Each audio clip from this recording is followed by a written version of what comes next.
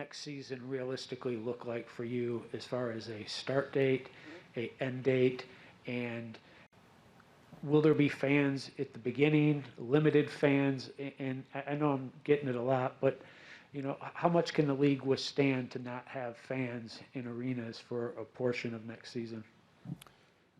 Jeff, first of all, great to see you. It's been a long time.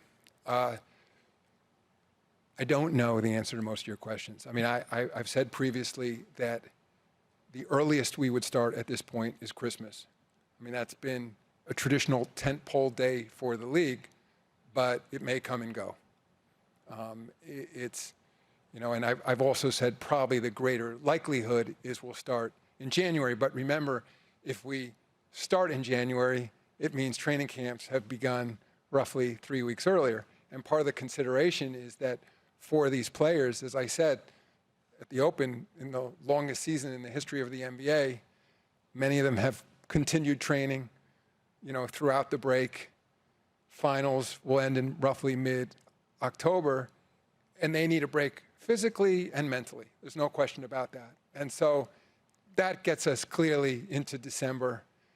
And, so as I said, Christmas the earliest, more likely January. As for fans in seats, it's certainly our goal, but it's dependent on some additional advancements. Rapid testing may be the key here. Think of where we start. I mean, remember when we were first coming in Orlando, one of the biggest considerations, and we talked openly about this, was will there be sufficient testing?